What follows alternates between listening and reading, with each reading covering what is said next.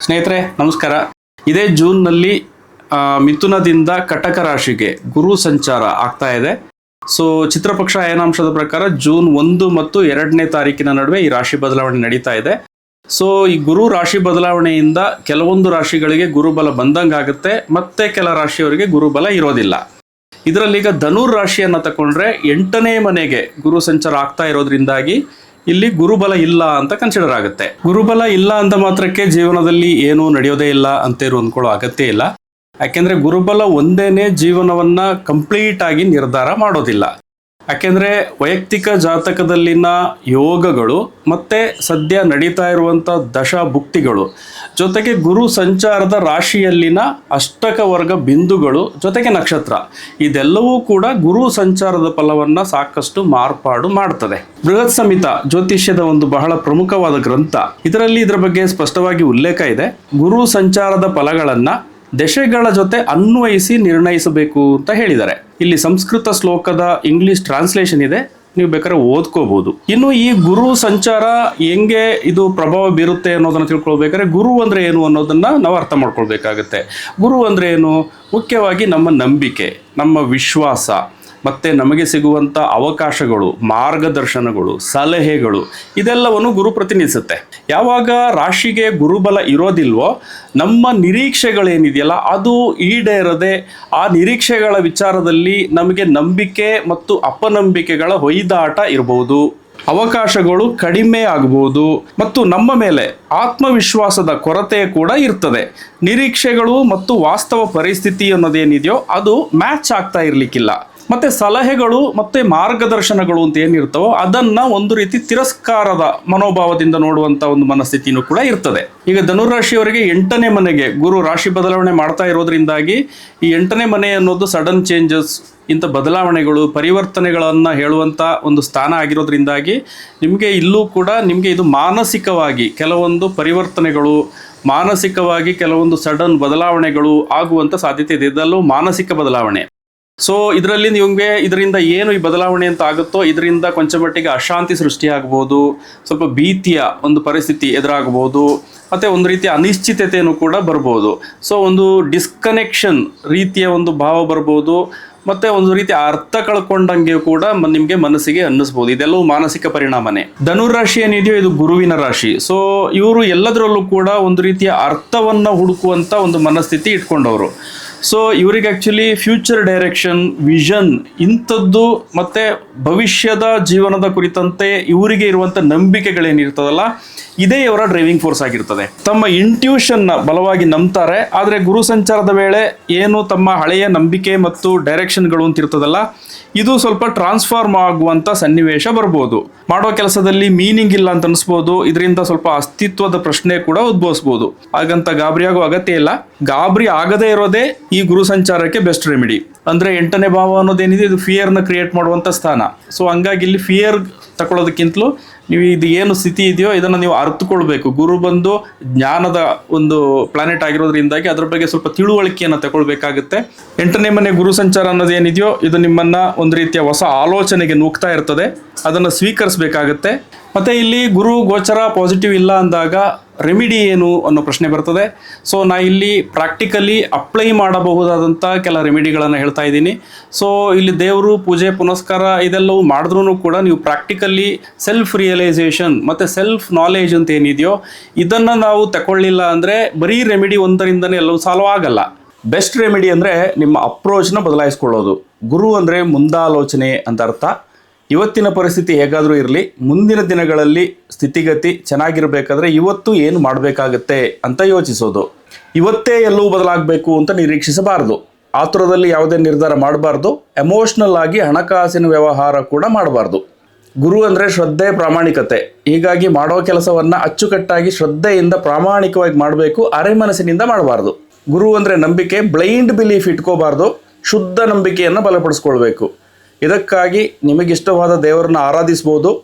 ಭಕ್ತಿಯಿಂದ ತಲ್ಲೀನರಾಗಿ ಆರಾಧಿಸಬೇಕು, ಹರಕೆಯ ಥರ ಪೂಜೆ ಪ್ರಾರ್ಥನೆ ಅಲ್ಲ. ಗುರುಬಲ ಇಲ್ಲದ ಕಾರಣ ಈ ಫೀಲ್ ಗುಡ್ ಫ್ಯಾಕ್ಟರ್ಗಳು ಅನ್ನುವಂಥದ್ದು ಏನಿದೆಯೋ ಇದು ಕಡಿಮೆ ಇರ್ತದೆ. ಆದ್ರೆ ಗುರು ನಿಮ್ಮ ಲಗ್ನಕ್ಕೆ ಅನುಗುಣವಾಗಿ ಕೆಲ ಶುಭ ಫಲಗಳನ್ನು ಕೊಡ್ತಿರ್ತದೆ, ಆದ್ರೆ ಅದನ್ನು ಫೀಲ್ ಮಾಡ್ತಾ ಇರೋದಿಲ್ಲ. ಹೀಗಾಗಿ ಮಾನಸಿಕ ಫೀಲಿಂಗಿಗೆ ಮಹತ್ವ ನೀಡೋದು ಬೇಡ. ಈ ಗುರು ಸಂಚಾರ ಅನ್ನೋದೇನಿದೆಯೋ ಇದು ಯಾವುದನ್ನು ಹೊಸದಾಗಿ ಸೃಷ್ಟಿ ಮಾಡೋದಿಲ್ಲ, ಬದಲಾಗಿ ಇದು ವಿಸ್ತರಣೆ ಮಾಡೋದು ಹೆಚ್ಚು. ಒಂದು ವೇಳೆ ನೀವು ಏನಾದರೂ ಪ್ರಿಪೇರ್ಡ್ ಆಗಿದ್ದರೆ, ಗುರುಬಲ ಪಾಸಿಟಿವ್ ಇತ್ತು ಅಂದಾಗ ನಿಮಗೆ ಏನಾದರೂ ಒಂದು ಟ್ರಿಗರಿಂಗ್ ಪಾಯಿಂಟ್ ಸಿಗ್ಬೋದು, ಅಂದರೆ ಹೊಸದಾಗಿ ಏನಾದರೂ ಅವಕಾಶಗಳು ಸಿಗ್ಬೋದು.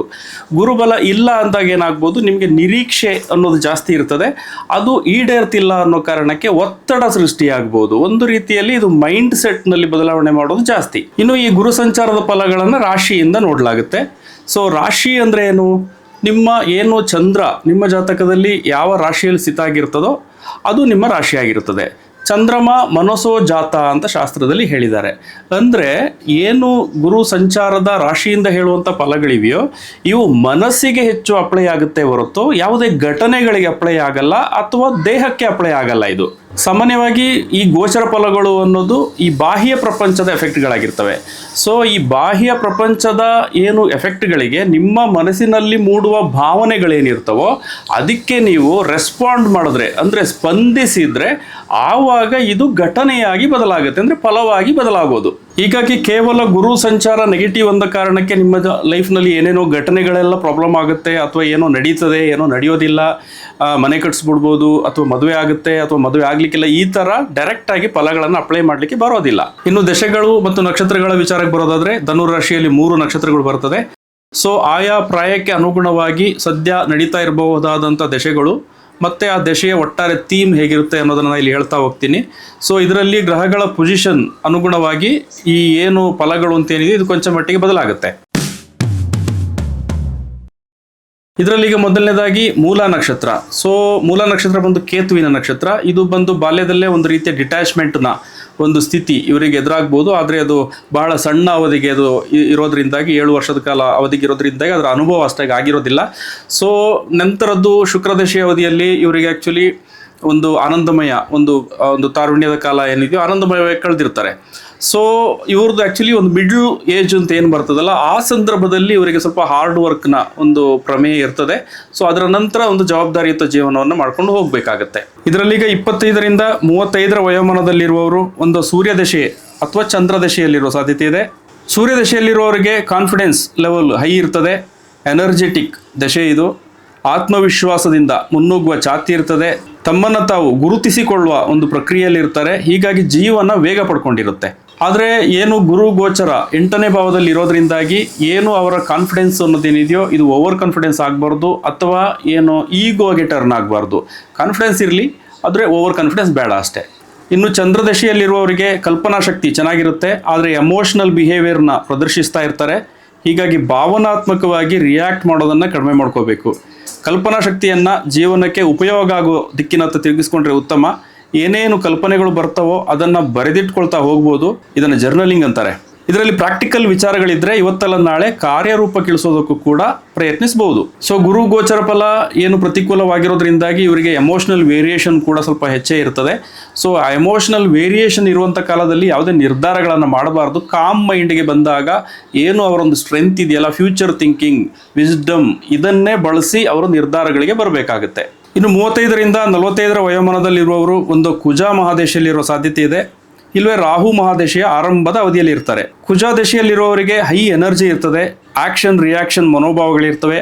ಜೀವನವನ್ನು ನಿಯಂತ್ರಣಕ್ಕೆ ತಗೊಳ್ಳುವಂಥ ಒಂದು ಆತುರ, ಧಾವಂತ ಇಂಥವೆಲ್ಲ ಒತ್ತಡವನ್ನು ಉಂಟು ಮಾಡ್ಬೋದು. ಆತುರ ಅಥವಾ ಒತ್ತಡಕ್ಕೆ ಕಟ್ಟುಬಿದ್ದು ನಿರ್ಧಾರ ಮಾಡೋದಕ್ಕಿಂತ ಸ್ಟ್ರಾಟಜಿಕ್ ಆಗಿ ಲಾಜಿಕಲ್ ಆಲೋಚನೆಗಳೊಂದಿಗೆ ಮುಂದುವರೆದ್ರೆ ಉತ್ತಮ. ಸದ್ಯ ಗುರು ಗೋಚರ ಫಲ ಪ್ರತಿಕೂಲವಾಗಿರೋದ್ರಿಂದಾಗಿ ಇವರು ಆತುರ ಮತ್ತು ಧಾವಂತ ಇಂಥದನ್ನೆಲ್ಲ ಸ್ವಲ್ಪ ಕಂಟ್ರೋಲ್ನಲ್ಲಿ ಇಟ್ಕೊಳ್ಬೇಕಾಗುತ್ತೆ. ಈಗಲೇ ನನಗೆ ಎಲ್ಲವೂ ಸಿಗಬೇಕು, ಈಗಲೇ ಎಲ್ಲವೂ ಸಾಲ್ವ್ ಆಗಬೇಕು, ಅಥವಾ ಈಗಲೇ ಎಲ್ಲವೂ ನಡಿಬೇಕು ಅನ್ನೋ ರೀತಿಯ ಮನಸ್ಥಿತಿ ಏನಿದೆಯೋ ಇದು ಬ್ಯಾಕ್ ಫೈರ್ ಆಗ್ಬೋದು. ಫ್ಯೂಚರ್ ಥಿಂಕಿಂಗ್ ಇಟ್ಕೊಂಡು ಮಾಡಿದ್ರೇ ಒಳ್ಳೆಯದು. ಇನ್ನು 45ರಿಂದ 55ರ ವಯೋಮಾನದಲ್ಲಿರುವವರು ಒಂದು ಕುಜಾದೇಶೆಯ ಅಂತಿಮ ಭಾಗದಲ್ಲಿರ್ಬೋದು, ಅಥವಾ ರಾಹು ಮಹಾದೇಶೆಯಲ್ಲಿರ್ಬೋದು.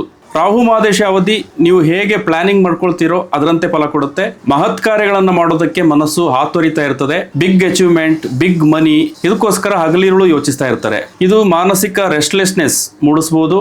ಹೈ ಸ್ಟ್ರೆಸ್, ಹೈ ಗ್ರೋತ್ನ ದಶೆಯ ಕಾಲ ಇದು. ಆದರೆ ಸಣ್ಣ ಸಣ್ಣ ಹೆಜ್ಜೆ ಇಡೋದಕ್ಕೆ ಆರಂಭಿಸಿದ್ರೆ ಒಳ್ಳೆಯದು. ಕನ್ಸಿಸ್ಟೆನ್ಸಿ ಇರಬೇಕು. ಓವರ್ ಥಿಂಕಿಂಗ್ ಪ್ರವೃತ್ತಿಯನ್ನು ಕಡಿಮೆ ಮಾಡ್ಕೋಬೇಕು. ಗುರು 8ನೇ ಭಾವದಲ್ಲಿ ಏನು ಟ್ರಾನ್ಸಿಟ್ ಆಗ್ತಾ ಇರೋದ್ರಿಂದಾಗಿ ಇವರಿಗೆ ಓವರ್ ಥಿಂಕಿಂಗ್ ಅನ್ನೋದು ಸ್ವಲ್ಪ ಹೆಚ್ಚೇ ಇರುವಂಥ ಸಾಧ್ಯತೆ ಇದೆ. ಸೊ ಇದನ್ನು ಹ್ಯಾಂಡಲ್ ಮಾಡಬೇಕು ಅಂದರೆ ಏನು ವಿಚಾರಗಳಿದೆ ಎಲ್ಲವನ್ನೂ ಒಟ್ಟಿಗೆ ಮಾಡ್ತೀನಿ ಅನ್ನೋದಕ್ಕಿಂತಲೂ ಸ್ಟೆಪ್ ಬೈ ಸ್ಟೆಪ್ ಒಂದೊಂದೇ ವಿಚಾರಗಳನ್ನು ಹ್ಯಾಂಡಲ್ ಮಾಡಲಿಕ್ಕೆ ಮುಂದಾದರೆ ಒಳ್ಳೆಯದು ಆ್ಯಕ್ಚುಲಿ. ಇನ್ನು 55ರಿಂದ 65 ವಯೋಮಾನದಲ್ಲಿರುವವರು ಗುರು ಮಹಾದಶೆಯ ಅವಧಿಯಲ್ಲಿರುವ ಸಾಧ್ಯತೆ ಇದೆ. ಸಾಮಾನ್ಯವಾಗಿ ಗುರು ಮಹಾದಶೆ ಉತ್ತಮ ಕಾಲವೇ ಆಗಿರ್ತದೆ. ಶಾಂತಿಯುತ ಜೀವನ ಮಾಡೋ ಹಾಗೆ ಇವರು ಯೋಚಿಸ್ತಾ ಇರ್ತಾರೆ. ಜೀವನ ಏನು ಅನ್ನೋದರ ಆಳ ಅಗಲ ಇದರ ಅರಿವಾಗಿರುತ್ತೆ. ಹುಸಿ ನಿರೀಕ್ಷೆಗಳಿರೋದಿಲ್ಲ. ಇತರರಿಗೆ ಮಾರ್ಗದರ್ಶನ ಮಾಡೋ ಸ್ಟೇಜ್ನಲ್ಲಿರ್ತಾರೆ. ಅನುಭವವನ್ನು ಇತರರ ಮಾರ್ಗದರ್ಶನಕ್ಕೆ ಬಳಸಿದರೆ ಇನ್ನೂ ಉತ್ತಮ. ಸದ್ಯದ ಗುರು ಗೋಚರದ ಅವಧಿಯಲ್ಲಿ ಇವರು ಸ್ವಲ್ಪ ಆಧ್ಯಾತ್ಮಿಕ ವಿಚಾರಧಾರೆಗಳನ್ನು ಮೂಡಿಸ್ಕೊಂಡ್ರೆ ಮಾನಸಿಕ ಶಾಂತಿ ಇದು ಇವರಿಗೆ ಈ ಸ್ಟೇಜ್ನಲ್ಲಿ ತುಂಬ ಇಂಪಾರ್ಟೆಂಟು. ಸೊ ಆಧ್ಯಾತ್ಮಿಕ ವಿಚಾರಧಾರೆಗಳನ್ನು ಮೂಡಿಸ್ಕೊಳ್ಳೋದು ಒಳ್ಳೆಯದು. ಇನ್ನು ಮುಂದಿನ ನಕ್ಷತ್ರ ಪೂರ್ವಾಷಾಢ ಬಂದು ಶುಕ್ರನ ನಕ್ಷತ್ರ. ಸೊ ಏನು ಬಾಲ್ಯ ಏನಿದೆಯೋ ಇದು ಬಹಳ ಸ್ಮೂತಾಗಿ ನಡೆದಿರುತ್ತದೆ. ಶುಕ್ರದ ಮಹಾದಶೆಯ ಕಾಲದಲ್ಲಿ ಇವರಿಗೆ ಆ್ಯಕ್ಚುಲಿ ಮನೋಲ್ಲಾಸ, ಮನೋರಂಜನೆ, ಕಲಾತ್ಮಕತೆ ಇಂಥದ್ದೆಲ್ಲ ಇವರಿಗೆ ಬಾಲ್ಯದಿಂದನೇ ಇವರು ಸ್ವಲ್ಪ ಟಚ್ ಸಿಕ್ಕಿರ್ತದೆ. ಸೊ ಏನು ಒಂದು ಮಧ್ಯದ ಏಜ್ ಅಂತ ಬಂದಾಗ ಒಂದು ಕೊಂಚ ಮಟ್ಟಿಗೆ ಸ್ಟ್ರಗಲ್ ಇರ್ತದೆ. ಸೊ ಮಧ್ಯ ವಯಸ್ಸಿನ ನಂತರ ಇವರ ಜೀವನ ಒಂದು ಹಂತಕ್ಕೆ ಬರೋದಕ್ಕೆ ಶುರು ಆಗುತ್ತೆ. ಇವರಲ್ಲಿ ಈಗ 25ರಿಂದ 35 ವಯೋಮಾನದಲ್ಲಿರುವವರು ಚಂದ್ರ ಮಹಾದಶೆಯಲ್ಲಿರುವ ಸಾಧ್ಯತೆ ಇರ್ತದೆ. ಭಾವನೆಗಳ ಏರಿಳಿತದ ಜೊತೆ ಒಂದು ಹೋರಾಟ ಇರ್ತದೆ. ಇನ್ನು ಚಂದ್ರದಶೆಯಲ್ಲಿರುವವರಿಗೆ ಕಲ್ಪನಾ ಶಕ್ತಿ ಚೆನ್ನಾಗಿರುತ್ತೆ, ಆದರೆ ಎಮೋಷನಲ್ ಬಿಹೇವಿಯರ್ನ ಪ್ರದರ್ಶಿಸ್ತಾ ಇರ್ತಾರೆ. ಹೀಗಾಗಿ ಭಾವನಾತ್ಮಕವಾಗಿ ರಿಯಾಕ್ಟ್ ಮಾಡೋದನ್ನು ಕಡಿಮೆ ಮಾಡ್ಕೋಬೇಕು. ಕಲ್ಪನಾ ಶಕ್ತಿಯನ್ನು ಜೀವನಕ್ಕೆ ಉಪಯೋಗ ಆಗೋ ದಿಕ್ಕಿನತ್ತ ತಿರುಗಿಸ್ಕೊಂಡ್ರೆ ಉತ್ತಮ. ಏನೇನು ಕಲ್ಪನೆಗಳು ಬರ್ತಾವೋ ಅದನ್ನು ಬರೆದಿಟ್ಕೊಳ್ತಾ ಹೋಗ್ಬೋದು. ಇದನ್ನು ಜರ್ನಲಿಂಗ್ ಅಂತಾರೆ. ಇದರಲ್ಲಿ ಪ್ರಾಕ್ಟಿಕಲ್ ವಿಚಾರಗಳಿದ್ದರೆ ಇವತ್ತಲ್ಲ ನಾಳೆ ಕಾರ್ಯರೂಪಕ್ಕಿಳಿಸೋದಕ್ಕೂ ಕೂಡ ಪ್ರಯತ್ನಿಸಬಹುದು. ಸೊ ಗುರು 8ನೇ ಭಾವದಲ್ಲಿರೋದ್ರಿಂದಾಗಿ ಇವರು ಸ್ವಲ್ಪ ಭಾವನೆಗಳ ಜೊತೆ ಹೋರಾಡುವಂಥ ಒಂದು ಪರಿಸ್ಥಿತಿ ಬರ್ಬೋದು. ಸ್ವಲ್ಪ ಅನಿಶ್ಚಿತತೆ, ಅನ್ಸರ್ಟನಿಟಿ, ಇಂಥದ್ದು ಸ್ವಲ್ಪ ಭೀತಿಯ ಒಂದು ಪರಿಸ್ಥಿತಿ ಇದೆಲ್ಲ ಸ್ವಲ್ಪ ಚಂದ್ರದಶೆಯಲ್ಲಿ ಇದು ಸ್ವಲ್ಪ ಜಾಸ್ತಿ ಎಫೆಕ್ಟ್ ಆಗುತ್ತೆ. ಸೊ ಇವರು ಬ್ಲೈಂಡ್ ಬಿಲೀಫ್ ಅಂತ ಏನು ಹೇಳ್ತಾರೋ ಅದನ್ನು ಫಾಲೋ ಮಾಡಬಾರ್ದು. ಇವರ ಒರಿಜಿನಲ್ ಬಿಲೀಫ್, ಗುರು ಬಂದು ಒರಿಜಿನಲ್ ಬಿಲೀಫ್. ಸೊ ಒರಿಜಿನಲ್ ಬಿಲೀಫಿಗೆ ಇವರು ಏನು ಒಂದು ಸ್ಟಿಕ್ ಆನ್ ಆಗಿರಬೇಕಾಗುತ್ತೆ. ಸೊ ಏನು ಚೇಂಜಸ್ ಅಂತ ಏನಿದೆಯೋ ಇದನ್ನು ಇವರು ಆಕ್ಸೆಪ್ಟ್ ಮಾಡ್ಕೊಳ್ಬೇಕಾಗತ್ತೆ. ಸೊ ಸ್ವಲ್ಪ ಏನು ಡೀಪ್ ಆಲೋಚನೆಗಳನ್ನು ಮಾಡೋದ್ರ ಮೂಲಕ ಒಂದು ಕನ್ಕ್ಲೂಷನ್ಗೆ ಬರೋ ರೀತಿಯಲ್ಲಿ ಆಲೋಚನೆ ಇರಬೇಕು. ಜಸ್ಟ್ ವರೀಸ್ ಥರ ಇರಬಾರ್ದು. ಇನ್ನು 35ರಿಂದ 45 ವಯೋಮಾನದಲ್ಲಿರುವವರು ಒಂದು ಕುಜ ಮಹಾದಶೆಯಲ್ಲಿ ಇರ್ಬೋದು ಅಥವಾ ರಾಹು ಮಹಾದಶೆಯ ಆರಂಭದ ಕಾಲದಲ್ಲಿರ್ಬೋದು. ಕುಜ ದಶೆಯಲ್ಲಿರುವವರಿಗೆ ಹೈ ಎನರ್ಜಿ ಇರ್ತದೆ. Action reaction ಮನೋಭಾವಗಳಿರ್ತವೆ.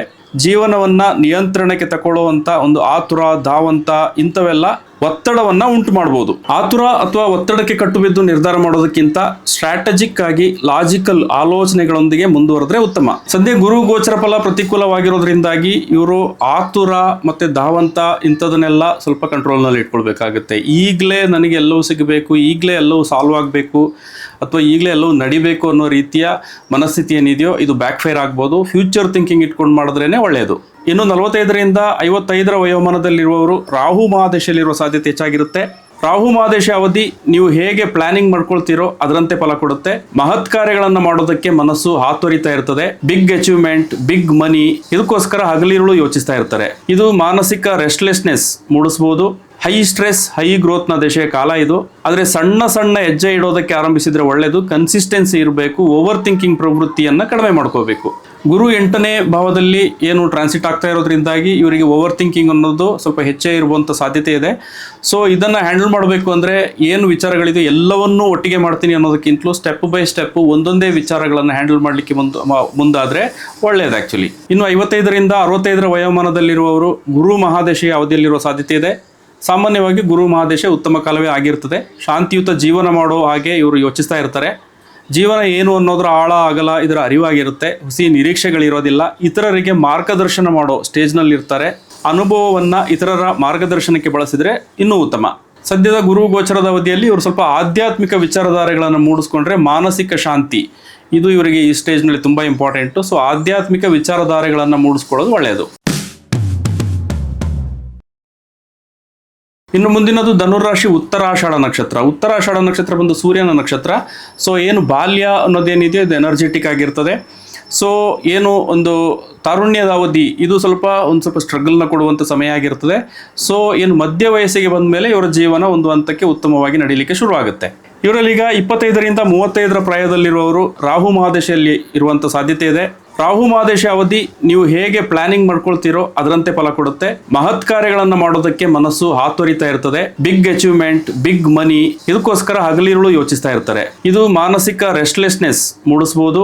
High stress, high growth ನ ದಶೆಯ ಕಾಲ ಇದು. ಆದರೆ ಸಣ್ಣ ಸಣ್ಣ ಹೆಜ್ಜೆ ಇಡೋದಕ್ಕೆ ಆರಂಭಿಸಿದ್ರೆ ಒಳ್ಳೇದು. ಕನ್ಸಿಸ್ಟೆನ್ಸಿ ಇರಬೇಕು. ಓವರ್ ಥಿಂಕಿಂಗ್ ಪ್ರವೃತ್ತಿಯನ್ನ ಕಡಿಮೆ ಮಾಡ್ಕೋಬೇಕು. ಈ ರಾಹು ಮಹಾದಶೆ ಏನಿದೆಯೋ ಇದು 25ರಿಂದ 35ರ ವಯೋಮಾನದ ಅವಧಿಯಲ್ಲಿರುವವರಿಗೆ ಇದನ್ನು ಸ್ವಲ್ಪ ಹ್ಯಾಂಡಲ್ ಮಾಡೋದು ಕಷ್ಟ ಆಗುತ್ತೆ. ಯಾಕೆಂದ್ರೆ ಇವರಿಗೆ ಇದು ಒಂದು ಡೈರೆಕ್ಷನ್ ಸಿಗೋದಿಲ್ಲ. ಟೂ ಮಚ್ ವಿಚಾರಗಳನ್ನ ಮಾಡಬೇಕು ಅಂದ್ಕೊಂಡಿರ್ತಾರೆ. ಒಂದು ಕರೆಕ್ಟ್ ಡೈರೆಕ್ಷನ್ ಇಟ್ಕೊಳ್ಳೋದಕ್ಕೆ ಇವರಿಗೆ ಕಷ್ಟ ಆಗ್ತಿರ್ತದೆ. ಸೊ ಹಂಗಾಗಿ ಹಿಡಿತಕ್ಕೆ ಸಿಗ್ತಾ ಇಲ್ಲ ಅನ್ನೋ ಕಾರಣಕ್ಕೆ ಸ್ಟ್ರೆಸ್ನ ಅನುಭವಿಸ್ತಾ ಇರ್ತಾರೆ. ಸೊ ಇಲ್ಲಿ ಮುಖ್ಯವಾಗಿ ಒಂದು ಡೈರೆಕ್ಷನ್ ತಗೊಳ್ಳೋದು ಇಂಪಾರ್ಟೆಂಟ್. ಧನುರ್ ರಾಶಿಗೆ ಆ ಸಾಮರ್ಥ್ಯ ಇರ್ತದೆ. ಡೈರೆಕ್ಷನ್ ಅನ್ನ ಹಿಡ್ಕೊಳ್ಳೋದಕ್ಕೆ ಅವರು ಯೋಚಿಸಿದ್ರೆ ಒಂದು ಡೈರೆಕ್ಷನ್ ಸಿಗ್ತದೆ. ಮತ್ತೆ ಯಾವ್ದಾದ್ರು ಒಂದು ವಿಚಾರವನ್ನು ತಕೊಂಡು ಆ ಹಾದಿಯಲ್ಲಿ ಹೋಗೋದು ಇಂಪಾರ್ಟೆಂಟ್. ಇನ್ನು 35ರಿಂದ 45ರ ಪ್ರಾಯದಲ್ಲಿರುವವರಿಗೆ ಗುರು ಮಹಾದಶೆ ಅವಧಿ ಇರ್ತದೆ. ಸಾಮಾನ್ಯವಾಗಿ ಗುರು ಮಹಾದಶೆ ಉತ್ತಮ ಕಾಲವೇ ಆಗಿರ್ತದೆ. ಶಾಂತಿಯುತ ಜೀವನ ಮಾಡೋ ಹಾಗೆ ಇವರು ಯೋಚಿಸ್ತಾ ಇರ್ತಾರೆ. ಜೀವನ ಏನು ಅನ್ನೋದ್ರ ಆಳ ಅಗಲ ಇದರ ಅರಿವಾಗಿರುತ್ತೆ. ಹುಸಿ ನಿರೀಕ್ಷೆಗಳಿರೋದಿಲ್ಲ. ಇತರರಿಗೆ ಮಾರ್ಗದರ್ಶನ ಮಾಡೋ ಸ್ಟೇಜ್ನಲ್ಲಿ ಇರ್ತಾರೆ. ಅನುಭವವನ್ನು ಇತರರ ಮಾರ್ಗದರ್ಶನಕ್ಕೆ ಬಳಸಿದರೆ ಇನ್ನೂ ಉತ್ತಮ. ಸೊ ಗುರು ಮಹಾದಶೆ ಏನಿದೆಯೋ ಇವರಿಗೆ ಇದು ಗೋಲ್ಡನ್ ಪೀರಿಯಡ್ ಅಂತ ಹೇಳ್ಬೋದು. ಯಾಕೆಂದರೆ ಜೀವನದ ಒಂದು ರೀತಿಯ ಒಂದು ಏನು ರಾಹು ಮಹಾದಶೆಯಲ್ಲಿ ಏನಾದರೂ ಕೋಲಾಹಲಗಳು ಇಂಥ ಪರಿಸ್ಥಿತಿ ಎದುರಿಸಿದ್ರು ಕೂಡ ಗುರು ಮಹಾದಶೆ ಅವಧಿ ಬಂದಾಗ ಒಂದು ಶಾಂತತೆ ಬಂದಿರ್ತದೆ.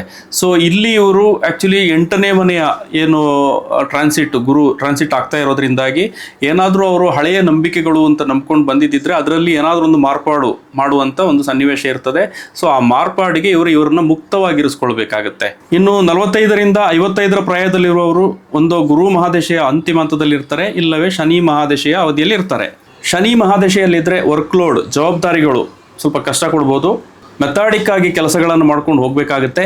ದಿನಚರಿಗಳನ್ನು ಸೆಟ್ ಮಾಡಿಕೊಂಡು ಕ್ರಮಬದ್ಧವಾಗಿ ಮತ್ತು ಶಿಸ್ತಿನಿಂದ ಕೆಲಸ ಕಾರ್ಯಗಳನ್ನು ಮಾಡ್ಕೊಂಡು ಹೋದ್ರೆ ಒಳ್ಳೆಯದು. ದೈಹಿಕ ಚಟುವಟಿಕೆಗಳನ್ನು ದಿನಚರಿಯಲ್ಲಿ ಅಳವಡಿಸ್ಕೊಂಡ್ರೆ ಉತ್ತಮ. ಆರೋಗ್ಯದ ಬಗ್ಗೆನೂ ಗಮನ ಕೊಡಬೇಕಾಗುತ್ತೆ. ಮಿಕ್ಕವರೆಲ್ಲ ನಿವೃತ್ತಿಯ ಬಗ್ಗೆ ಯೋಚನೆ ಮಾಡ್ತಾ ಇದ್ರೆ ಇವರು ಇನ್ನೂ ಕೂಡ ರೆಸ್ಪಾನ್ಸಿಬಿಲಿಟೀಸ್ ಬಗ್ಗೆ ಯೋಚನೆ ಮಾಡುವಂಥ ಒಂದು ಪ್ರಮೇಯ ಇರ್ತದೆ. ಸೊ ಇಲ್ಲಿಗ 8ನೇ ಮನೆಯ ಗುರು ಟ್ರಾನ್ಸಿಟ್ ಏನಿದೆಯೋ ಇದು ಸ್ವಲ್ಪ ಇವರಿಗೆ ವರೀಸು, ಚಿಂತೆ ಇಂಥದನ್ನು ಮೂಡಿಸುವಂಥ ಒಂದು ಪ್ರಮೇಯ ಇರ್ತದೆ. ಸೊ ಇದರಲ್ಲಿ ಮುಖ್ಯವಾಗಿ ಇವರಿಗೆ ಅನುಭವ ಅನ್ನೋದು ಏನಿದೆಯೋ ಇದೇ ಇವರ ಸ್ಟ್ರೆಂತ್. ಸೊ ಅನುಭವವನ್ನು ಬಳಸಿ ಇವರ ಮುಂದಿನ ಸ್ಟೆಪ್ ಬಗ್ಗೆ, ಫ್ಯೂಚರಿಸ್ಟಿಕ್ ಥಿಂಕ್ ಬಗ್ಗೆ, ರೆಸ್ಪಾನ್ಸಿಬಿಲಿಟೀಸ್ ಅನ್ನು ನಿಭಾಯಿಸೋದ್ರ ಬಗ್ಗೆ ಒಂದು ರೀತಿಯಲ್ಲಿ ಆ ರೀತಿಯ ಆಲೋಚನೆಯನ್ನು ಮಾಡೋದು ಸೂಕ್ತ. ಸೊ ಒಟ್ಟಾರೆಯಾಗಿ ಧನುರಾಶಿಯವರು ತಮ್ಮ ನಂಬಿಕೆ ಮತ್ತೆ ಒಂದು ಆಶಾವಾದ ಮತ್ತೆ ಎಲ್ಲದರಲ್ಲೂ ಒಂದು ಅರ್ಥ ಹುಡುಕುವಂತ ಒಂದು ಮನಸ್ಥಿತಿ ಅಂತ ಏನಿದೆಯಲ್ಲ, ಈ ವಿಚಾರದಲ್ಲಿ ಇವರು ಸ್ವಲ್ಪ ಓಪನ್ ಆಗಿರ್ಬೇಕಾಗುತ್ತೆ. ಯಾಕೆಂದ್ರೆ ಏನಾದ್ರೂ ಒಂದು ರೀತಿಯ ಸಡನ್ ಬದಲಾವಣೆಗಳು, ಪರಿವರ್ತನೆಗಳನ್ನ ಎದುರಿಸುವಂತ ಪ್ರಮೇಯ ಬರಬಹುದು. ಯಾವ್ದಾದ್ರು ಒಂದು ರೀತಿಯ ಹಿಡನ್ ವಿಚಾರಗಳು, ಸೀಕ್ರೆಟ್ಗಳು, ಇವು ಇಲ್ಲಿ ಪ್ರಧಾನವಾಗಿ ನಿಮ್ಮ ಮಾನಸಿಕ ಬದಲಾವಣೆಗೆ ಕಾರಣ ಆಗ್ಬೋದು. ಜೀವನದ ಡೈರೆಕ್ಷನ್ ಅಂತ ಏನಿದೆಯೋ ಅದಕ್ಕೆ ಸಂಬಂಧಪಟ್ಟಂಗೆ ಮರುಚಿಂತನೆ ಮಾಡೋ ಥರನೂ ಮಾಡ್ಬೋದು. ಆದ್ರೂ ಕೂಡ ಇವರು ಗಾಬರಿ ಆಗಬಾರ್ದು. ಇವರಿಗೆ ಜ್ಞಾನ ಅನ್ನೋದೇನಿದೆಯೋ ಇದೇ ಇವರ ಸ್ಟ್ರೆಂತ್. ಇವರ ಆಶಾವಾದ ಅನ್ನೋದೇನಿದೆಯೋ ಇದು ಬ್ಲೈಂಡ್ ಆಶಾವಾದ ಆಗಿರಬಾರ್ದು.